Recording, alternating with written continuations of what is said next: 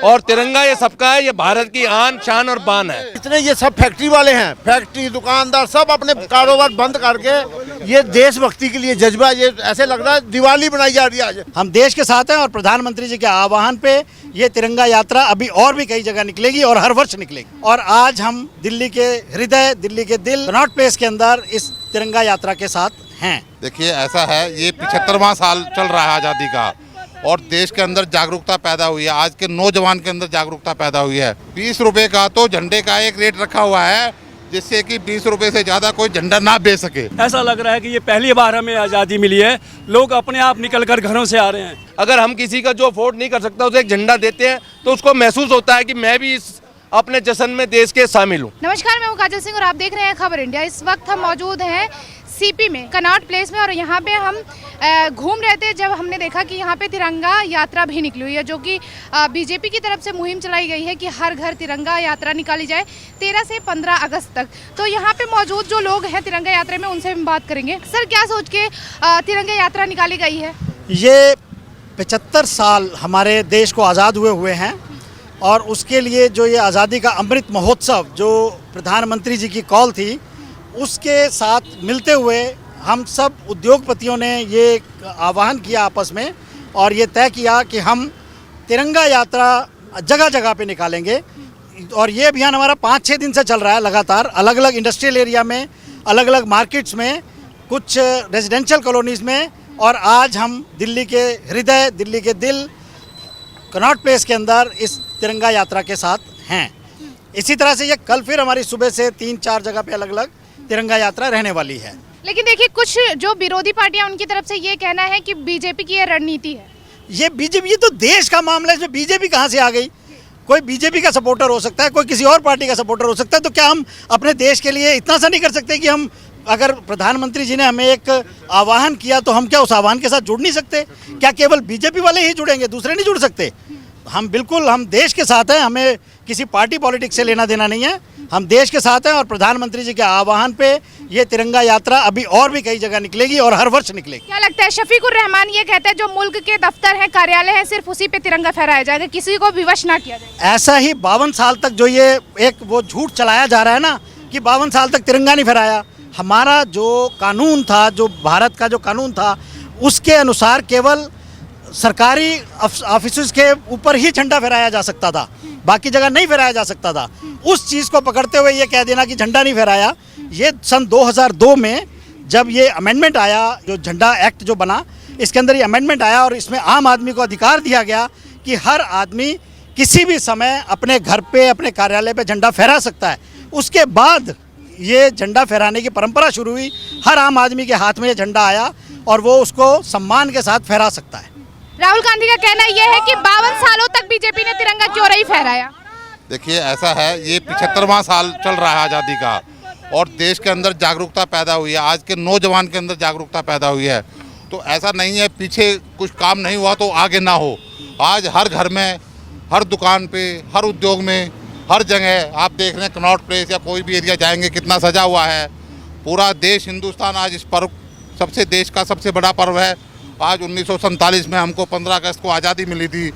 तो जब हम तरह तरह के फेस्टिवल्स, धार्मिक प्रवृत्ति के फेस्टिवल्स हम मनाते हैं, तो हमें सबसे बड़ी देश में आज़ादी मिली है। आज हम कोई भी पार्टी, कोई भी कुछ भी बोल सकता है।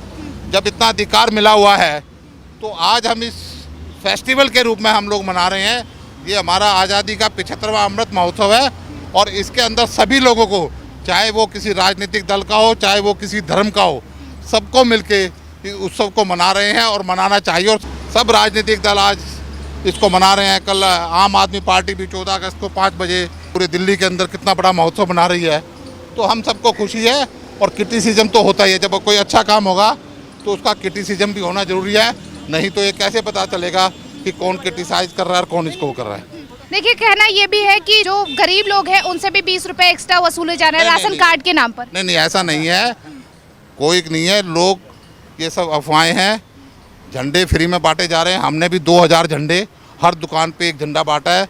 सभी सांसद, सभी विधायक, हर पार्टी का, किसी भी पार्टी का हो, कोई भी राजनीतिक दल से हो, बिना राजनीतिक दल से हो, जो लोग सक्षम है वो दे रहे हैं, जो सक्षम नहीं है उनको फ्री में दे रहा जा रहा है। 20 रुपए का तो झंडे का एक रेट रखा हुआ है, जिससे कि 20 रुपए से ज़्यादा कोई झंडा ना बेच सके। तो ये तो एक प्रथा चल रही है। अब हमने भी झंडे खरीदे, 40 झंडे एक जगह खरीद के दिए, तो हमने वहाँ 800 रुपये दिए। भाई राष्ट्रीय ध्वज है और राष्ट्रीय त्यौहार कोई भी हम उत्सव मनाते तो उस पर पैसा खर्च करते हैं ना, तो ये झंडा फ्री में कहाँ से आएगा? कोई ना कोई उद्योगपति, व्यापारी, सरकार कोई ना कोई तो इसको प्रोवाइड कराएगी। तो वो बात है। तो ये सब बेकार की अफवाहें हैं कि क्या लगता है अंकल, बीजेपी विवश कर रही है लोगों को तिरंगा खरीदने पर? नहीं नहीं, ऐसा कुछ नहीं है, कोई विवश नहीं कर रही। सभी की ये ऐसा लगता है ये आज़ादी जैसे हमें आज मिली है। हालांकि 75 साल हो गए देश को आज़ाद हुए। इस बार जो लग रहा है, जो लोगों के मन में चाव है, जो उमंग है, जो खुशी है, ऐसा लग रहा है कि ये पहली बार हमें आज़ादी मिली है। लोग अपने आप निकल कर घरों से आ रहे हैं, अपने घरों में झंडे लगा रहे हैं, अपनी फैक्ट्रियों में, अपनी दुकानों पे झंडे लगा रहे हैं, मन से लगा रहे हैं। इतना उत्साह है, इससे देशभक्ति की भावना सभी में एक जागृत हो रही है। ऐसे लग रहा है कि देश हमारा है और आज हम देश के लिए हैं। और हर आदमी, हर युवा, हर बुज़ुर्ग, हर छोटा, हर बहन, हर माँ आज जो इस खुशी से ओतप्रोत है कि हमें हमारा देश आज़ाद हुआ है। आज महसूस हो रहा है, चाहे आज़ाद हुए 75 साल हुए, महसूस अब हो रहा है कि हमारा देश जैसे आज आज़ाद हुआ है। बड़ी उमंग है, बड़ी खुशी है। कुछ लोग विरोध करते रहें, उनका काम है विरोध करना, हम उसकी तरफ नहीं जा रहे, लेकिन इसका विरोध कोई नहीं कर सकता कि हमारा भारत का झंडा ऊंचा रहे। इसका विरोध तो किसी को भी नहीं हो सकता, ना होना चाहिए। जहाँ तक देशभक्ति की बात है, सभी लोग आप देख रहे हो, खाली कनॉट प्लेस में नहीं, पूरे हिंदुस्तान में हर चौक पर, हर जगह, हर नुक्कड़ पे, हर जगह, हर अलग अलग कम्युनिटी के लोग, अलग अलग संस्थाएं, अलग अलग प्रतिष्ठान, अलग अलग इंडस्ट्री एरिया, अलग अलग जो व्यापारिक संगठन है, अपने अपने अलग अलग समूहों में ये पहली बार जो है राष्ट्र के लिए निकले हैं सड़कों पर। मातरम, वंदे मातरम, मातरम। आरोप ये भी है कि आरएसएस वालों ने अब तक 52 सालों तक क्यों नहीं तिरंगा फहराया? मैडम ये आरएसएस का या कांग्रेस का ना बीजेपी, ये किसी का नहीं है। ये देखो अब जितने ये सब फैक्ट्री वाले हैं, फैक्ट्री दुकानदार सब अपने कारोबार बंद करके ये देशभक्ति के लिए जज्बा, ये ऐसे लग रहा है दिवाली बनाई जा रही है आज इंडिया में। पूरी इंडिया में ये 3 दिन से ऐसे दिवाली से ज़्यादा उत्सव मनाया जा रहा है 15 अगस्त का। इसलिए हम पूरे मोदी साहब के साथ और देशभक्ति इंडिया के साथ।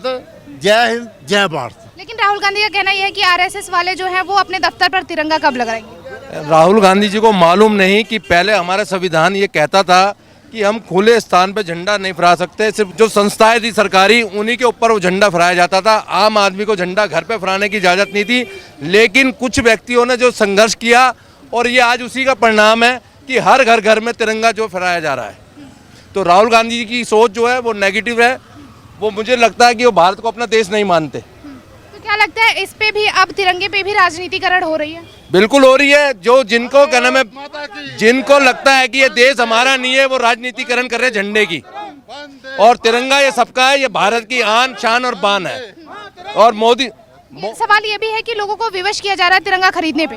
कोई भी विवश नहीं किया जा रहा। जो अफोर्डेबल है वो 20 रुपए ढाखाने से मिलता है। मैंने भी 20 झंडे लाके हर दुकान के एक दुकानदार को बांटा है।